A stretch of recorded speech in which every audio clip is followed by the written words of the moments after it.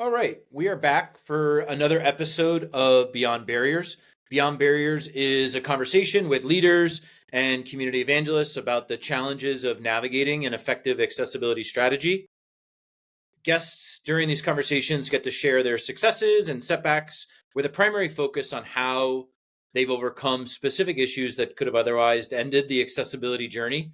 My name is Brian Gavin. I'm the co-founder of Wally, and I'm delighted today to be joined by Jeff Luna. Jeff, thank you so much for coming on today. You bet, Brian. Thanks so much for having me on. Yeah, well, we have a jam-packed conversation. I'm really excited to dive into your background. So just as a segue, wanted to let everyone know a little bit about yourself, how you got into the accessibility space, and we can go from there. Sounds great. So again, my name is Jeff Luna. My most recent position is at Cisco Systems Incorporated as a director of software engineering. And I don't have a traditional background from formal computer science. I actually put myself through school. And during that time, I worked in computer science labs. And I knew I had a lot of talent when graduate students were asking me questions about computer programming issues and problems because I'd research it and go through it. I also had a second job at the same time being an academic researcher for faculty members. So I got to learn how to use the library a lot.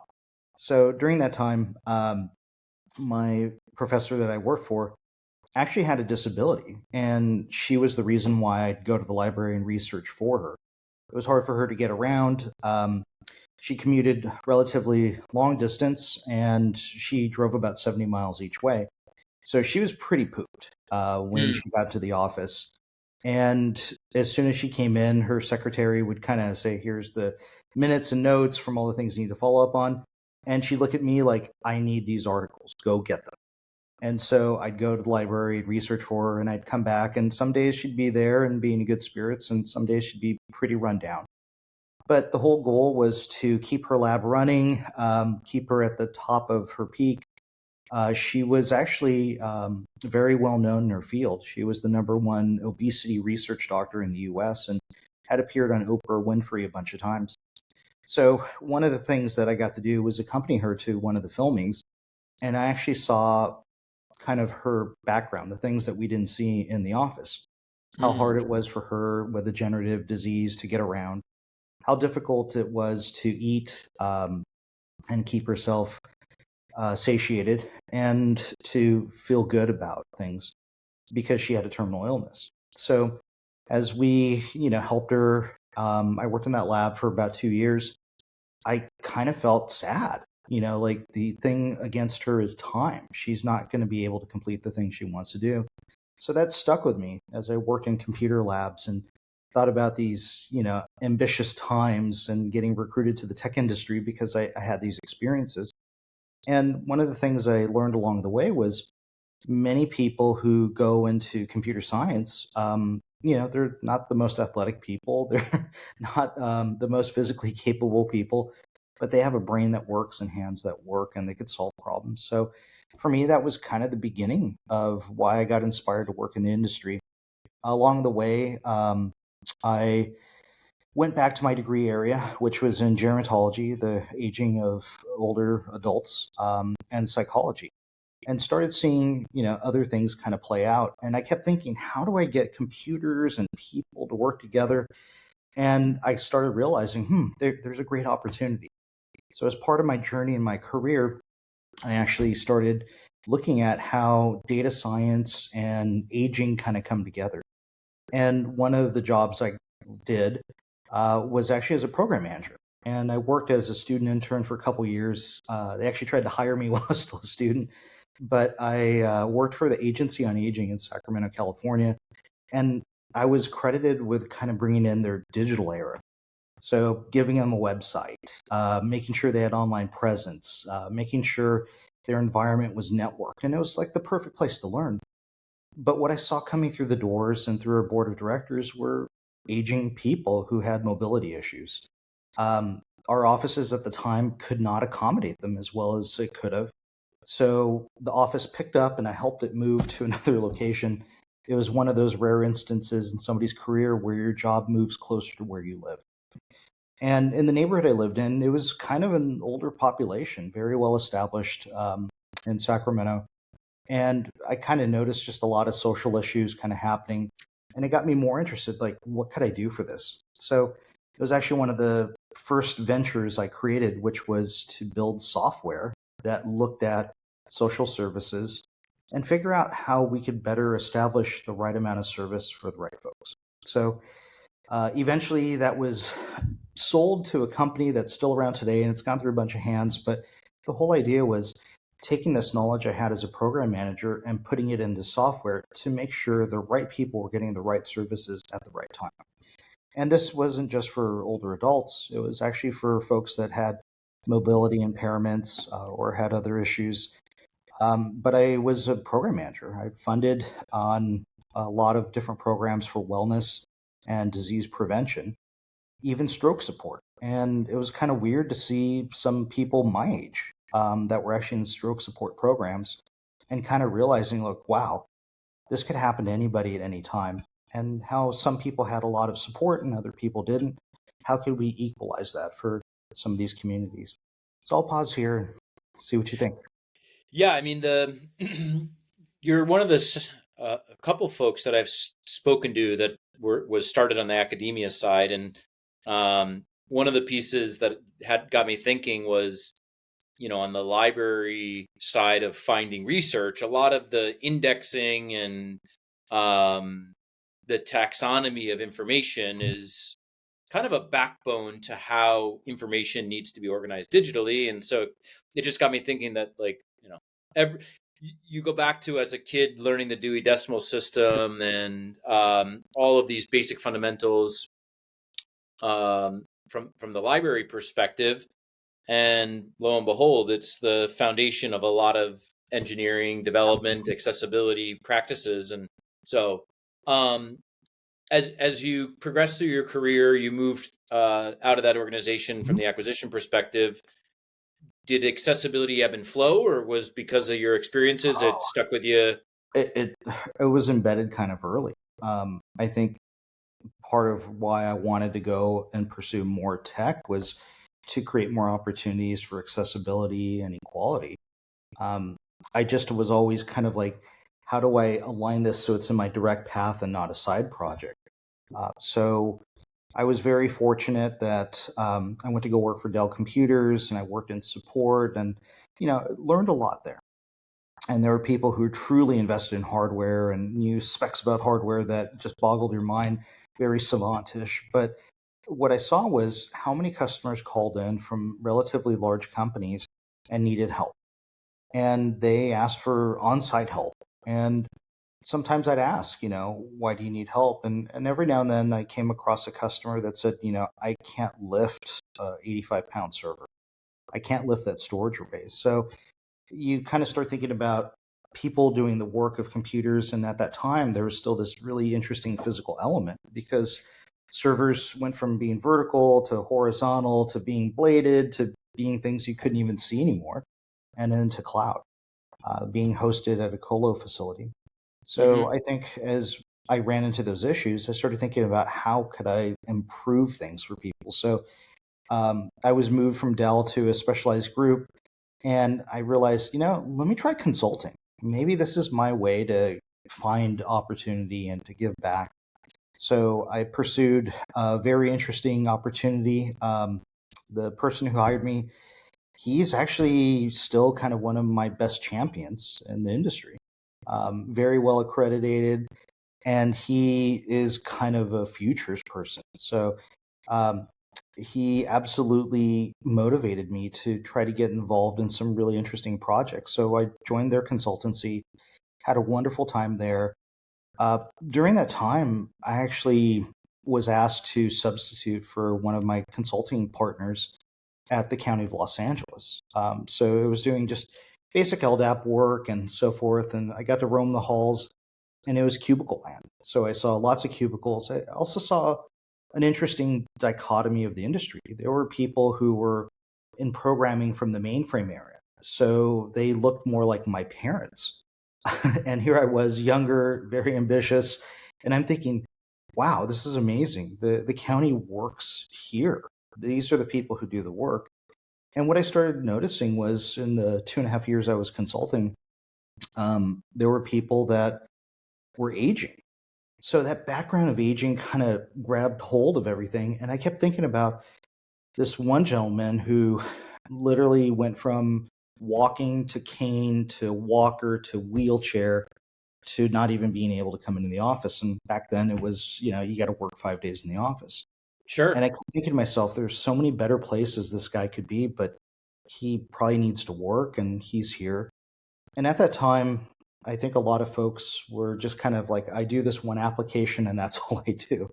So I started seeing the opportunity to maybe help him. So here I was, just a lowly contractor, one of many contractors. And I just asked one day, what's your name? And how long have you been here? And I almost thought he misspoke because he said he was there 37 years. And I'm thinking, I haven't even been on the planet 37 years. Sure. Wow, this must have been an incredible journey. And he kind of said, well, this is probably the end for me. I'm in the latter half of my career. I don't know what's going to happen to me, but my body is failing. And this building, the easiest way to put it was decrepit. And so there were stairs. It was just hard to get around. There was one elevator that was pretty sketchy. And I started thinking about, how does this guy do this work? And it occurred to me, like, maybe we should just move his cube down to the first floor. So I kind of championed that. And somebody listened to me and actually did it. So we didn't have to go as far. The other things that I saw were kind of the general services of accounting, even the ones in aging. So I was kind of right at the hub of all that. And it made me feel pretty good about making an impact. It inspired me also to create a shared service based upon my skills to make things easier to do, your basic productivity apps and calendaring and email, to really moving that to a higher stage. It got me recognized by Microsoft. So at that point, Microsoft's like, you've built something incredible and you're running a really big budget. And I said, yeah, it's been a lot of hard work and determination. It started with me. I found one person that wanted to come along with me. He did great. I found a second person after that. And it reminded me very much of this Derek Seavers TED video where it's not about the leadership of the first person. It's about the followers, the people who come after and really support that person with the ideas, even if it's a crazy idea. Over the years, I've run into some of my former coworkers and they talk about, you were given tough assignments, but you always hit a home run.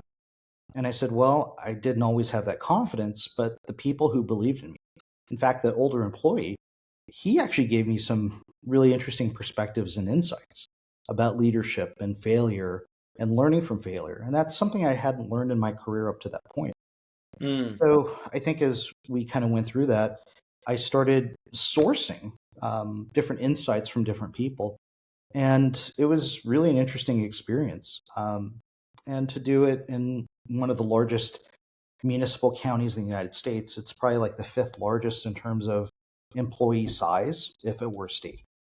But Yeah. it's a local municipality, and we got to do a lot of stuff. And I was assigned a lot of special projects, and I saw a lot of really interesting things.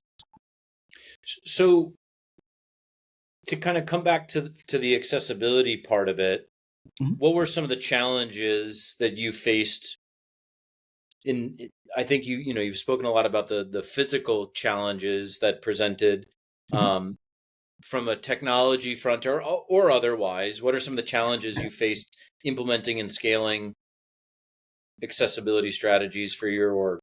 Yeah, so one of the first things was we had an online presence, and that online presence was one language. And so we had to make it multilingual. And this is before Google Translate. So we're talking 2003, 2004. So that was one aspect of it. Officially at the time, there were 7 languages in the county. So we had publications, but our websites weren't enabled for that. So going back and retrofitting, I ended up hosting thousands of apps. During that time, I was also an early adopter. Our CTO at the time was taking a lot of products from vendors and wanted me to leverage it as best as I could. So I used a lot of vendor support resources, and one of those vendors happened to be Cisco. And a very interesting person from Cisco started talking to me about, hey, when you host these apps, how are you being inclusive for communities that are low vision or blind? Mm. And I was like, that's a good question. Let me go ask some app developers. And right there was an opportunity. So we actually went and started overhauling a lot of applications. It also got me back to that framework of developing very accessible apps. One of the first things I did was build a SharePoint form, and it was for our mental health department. And I built it, and it was basically assigning, casework and so forth. But at the time, SharePoint had a lot of accessibility features that no one really paid attention to, but it Mm. started making sense. Web browsers were enabled to basically use different color palettes. They were also very good at Microsoft about saying, here are the things you could do with SharePoint for different types of communities, not just increase the font size, but reduce color tones. The other element that was also surprising was I had to be an evangelist. Since I was on the inside, I had to remind people developing apps, make sure you do this. And when you think about a county like Los Angeles, um, property tax rolls coming in, can everybody see that website? Can everybody access a website from different types of devices? The other thing that was kind of interesting at the time was I did move into a neighborhood where I had a neighbor 2 houses down, and he's still my neighbor, who's blind and deaf, and he's a developer for IBM. So I always had this in my mind of like, well, how does he do his job? How would people do that job in the county? How Mm. does he pay his bills? Maybe we should make it easier for people who are trying to pay their bills, because the county of Los Angeles is huge. And so we had to go and assemble a lot of solutions. Um, we always tried to stay ahead of the curve before somebody complained, So I spent a tremendous amount of time researching. And one of the things that, takes me back to those library experiences, how one piece of information leads to the next, to the next, to the next. So some days I was coming in with, hey, boss, we got to figure this out. Here's this thing I found, and it may lead to this. We got to get ahead of it. And he would be like, well, you're in the middle of this other project, but this seems important. Let's do it. So I had a lot of supervisors and managers that were very supportive along the way. And they heard my petition. Let's make things easier for people. Let's make sure that we create and design things that work well. Um, right before I left to Microsoft, one of the apps I helped co-develop was just based upon something I saw in the news. It was potholes. And so you start thinking about, well, how do people report potholes to Public Works? And it was, call this phone number. Well, could everybody talk? And, it just started kind of becoming this thing. Well, maybe we need more than just a phone number. Maybe we need an app that people could take a picture of. Maybe there's a dangerous sidewalk. Maybe there's somebody in a wheelchair with a cane or the walker that may fall. Maybe their support system, maybe their caregivers are concerned that there could be an issue in the future. How do we get all that information and summarize it so we could strategically put the best effort to remediate those issues? In many places in Los Angeles, there's big overgrown trees that buckle sidewalks. And so you have to be very mindful, not just for people with disabilities, but maybe for a pedestrian or somebody on a scooter or walking that might trip. So, the county definitely had those types of issues. How could we point those things out to better resolve it from not just people reporting it, but getting ahead of it? So I started thinking about how do we use the people in the field to report those types of issues. So this little side project turned into a very interesting thing where um, I am a big cyclist. I put a device that I built on the bike that I had to measure shock. Am I going through a really pothole-ridden street or up and down a driveway that potentially could throw me off the bike? Well, what does that mean for somebody who's in a wheelchair or a scooter? So those were all these different thoughts that I had. And still, I couldn't really align the tech and healthcare.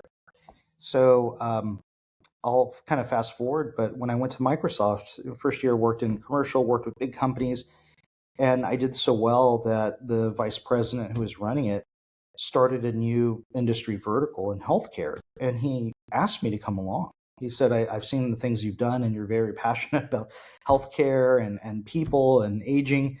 Um, what would it take for you to come along? And I'm like, you had me at healthcare. And it was Mm. the first time that it was very mission driven and purposeful. So I spent 7.5 years in that organization at Microsoft to build things, and it was a great time. Being a startup inside of a big company, some people call it incubation. You're trying to figure out how to take all these products and leverage it for different things. But for me, it was, here's a case that I had years ago that I remember, and now I've got this store full of goodies I could use. So now it became very interesting because at the level I was at, I could talk to practically anybody in the company. And what started happening was I started reapproaching a lot of the people I've run into and built solutions for them that, in a sense, didn't exist before. So being able to cobble different things together. And for me, that was huge because it allowed me to go and come up with new ideas and have really great support. As a funny story, one of the healthcare customers I was visiting, I went there with one of our architects, and they thought I was the caregiver, and he was the patient. Oh Just my these, goodness. and it's like, no, we're actually here to talk to you guys about artificial intelligence and machine learning. He's the architect, and I'm the specialist, and they were just blown away. And it's like, oh, well, you're at an Alzheimer's institute. You look like the caregiver, and he looks like the patient. And so we had a good chuckle about it. And then we went in and spoke to the doctor that we were working with, and he had a great chuckle about it. And he's like, actually, that reminds me of something. People who have cognitive deficits could look like anybody. And that right there was the beginning of something huge. So I rallied a lot of friends inside of Microsoft and chief researchers to build an Alzheimer's early detection system, because at the time, MRIs were used, and they take thousands of pictures of these little slices of the brain to find something. And in their process, they had to basically throw out a couple thousand of those images. They knew exactly kind of where to look, but maybe a machine could do it faster. So I got to build a prototype and work on those things, which was huge. And at that point, I started getting a lot of recognition, like, hey, you're just not a guy trying to sell product. You're a person trying to solve problems for people. And it made me feel really good because now I could go and talk about those things. Well, before I knew it, Microsoft marketing kind of took over, and they started putting out things like Microsoft Azure Cloud cures cancer, high performance compute. And it's like, well, yeah, I'm working with researchers and we're doing that. But to see it in your face at airports as you're going to a big healthcare conference really brings the gravity down, and you realize the pressure that's on you. Um, Microsoft had an invention from a peer in the UK called the Emma bracelet. And it's for people who have neurodegenerative diseases, and it's to help stabilize the hand with gyros and sensors. Um, about 2 years after that came out, one of my family members said, "Hey, I saw this thing. Could you get it for me?" And I'm just like, I have no idea. And it was never commercialized. There was a promise of making it, but this kind of got me started on the next venture, which was, yeah, let's build some devices that could potentially help people have better lives. And so it really got me going on these ideas that I was doing in nighttime and other things.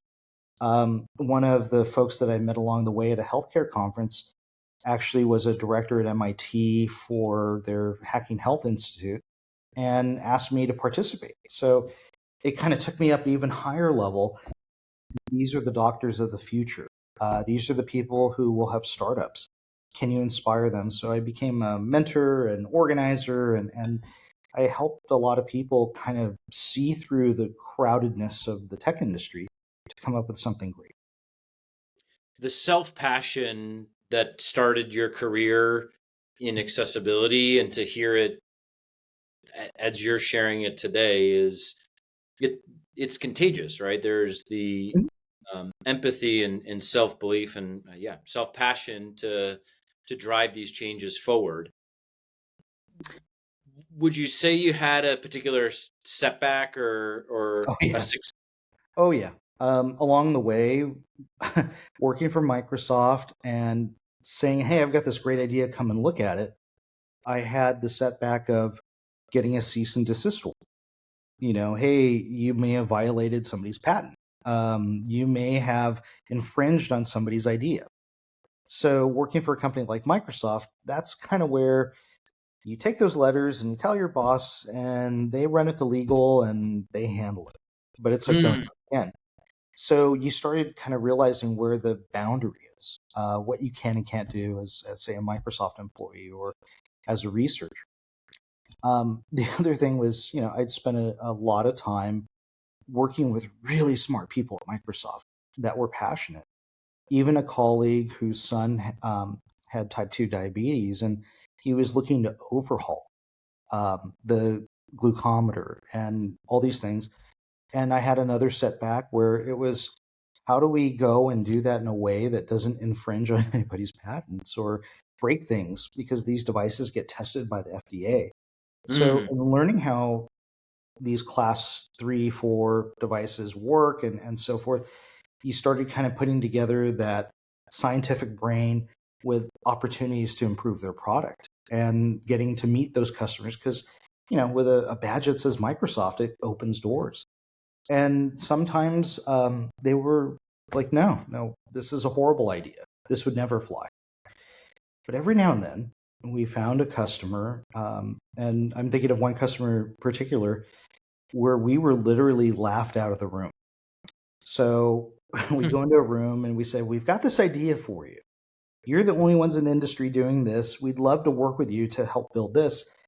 And they said, no, we don't do anything with Microsoft. Why are you here? And it's like, well, we see this opportunity. You've been working on this. We've been looking at your press releases. No, no, no, you've got it all wrong. And we were kind of, let out of the room. And as we're trying to figure out what happened and why, somebody followed us out and said, hey, could I just get a few minutes of your time? And he invited us for coffee in the cafe and basically said, I heard what you guys said, and we're not doing that. I'd like to learn more. Within a year, it became a full startup company that was spun out of this healthcare entity.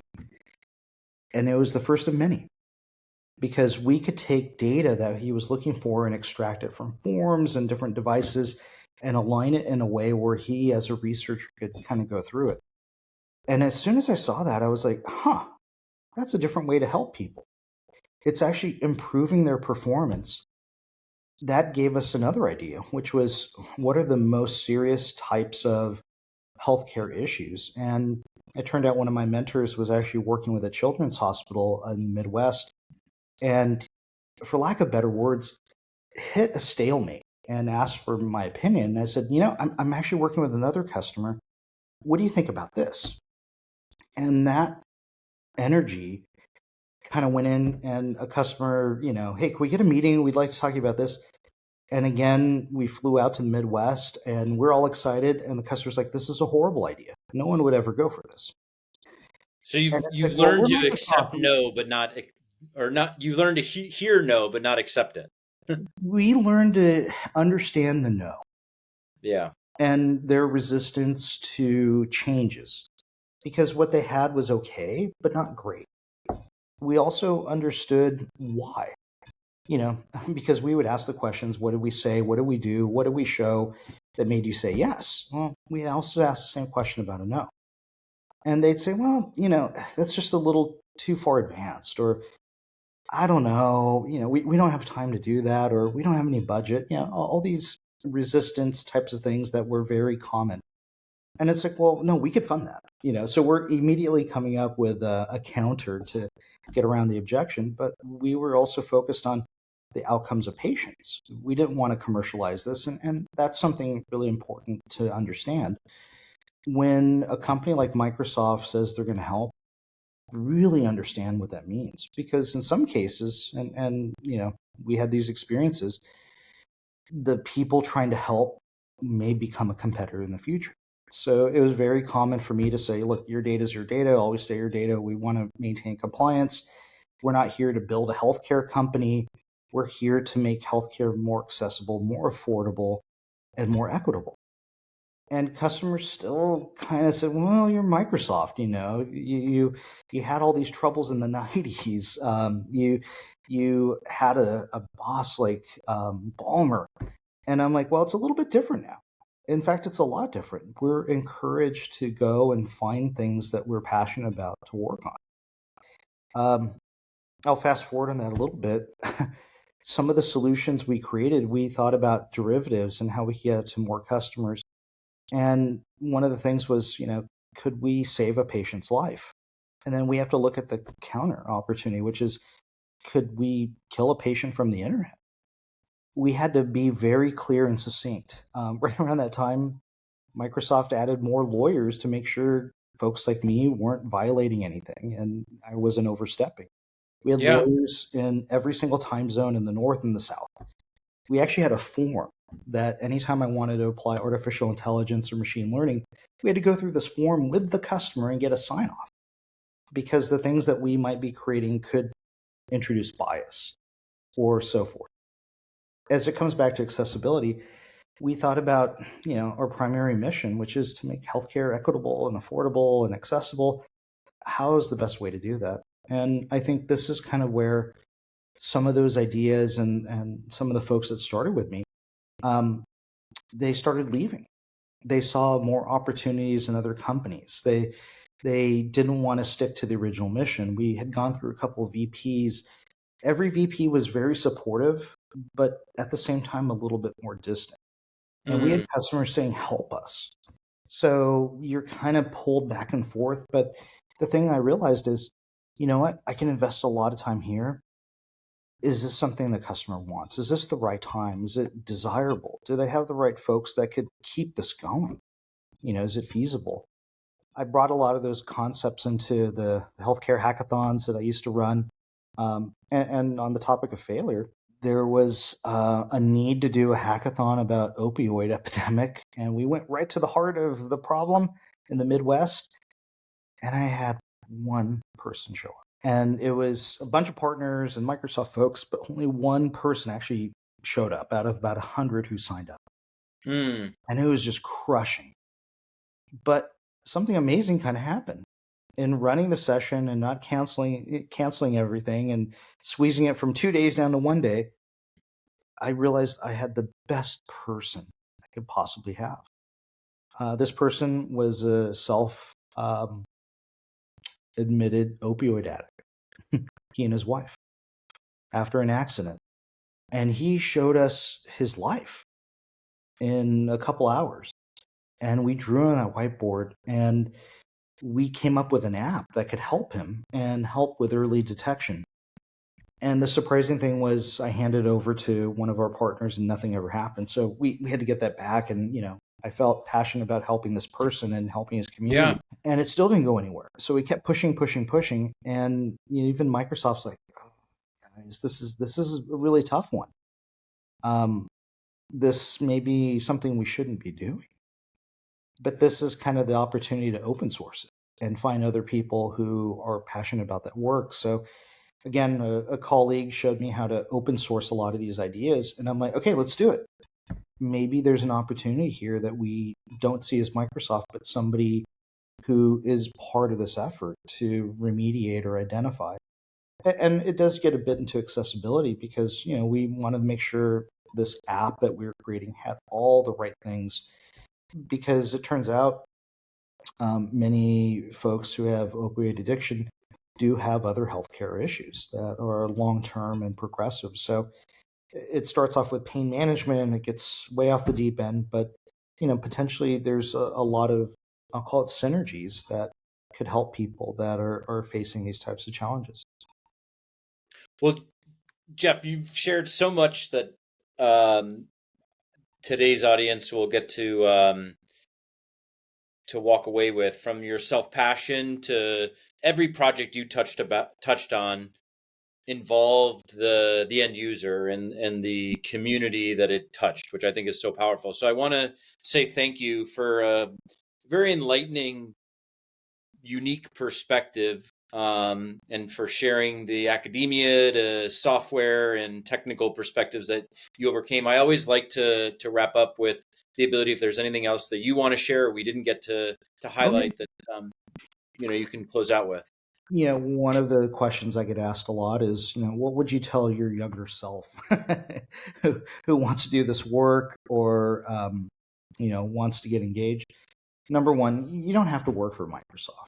I've met so many talented people that are not at big name universities, who don't work for tech companies, that are just passionate about it. That's just part of themselves. They may not have the computer science skills, but we could find people to help. Not to mention the progress of low code and the progress of GPTs to help enable people to build apps that they're passionate about. It starts off with a great story, a great idea. At the same time, you really have to be a little selfless. And one of the things I would tell my younger self is, don't get discouraged. Mm. You'll figure out a way. There were times where it's like, is this really worth it? Gosh, working in healthcare doesn't pay as much as working in tech. Well, I seem to stumble upon the perfect balance. Yeah, the intersection. You do. And the other thing I'll part with is, follow your passion. When your work becomes your hobby and your hobby becomes your work, it doesn't seem like you're really, being under the crunch of somebody else. I've been asked over the years to join different companies and to help with things, and some of those are very appealing offers. But at the same time, creativity. How much freedom do I have to innovate? If I saw something on the way into the office or something I noticed on the weekend, do I have the freedom to work on it and build it? Do I have the freedom to go and find the right people? And do I have the liberty to go and say, this is something that we should be working on and be able to influence?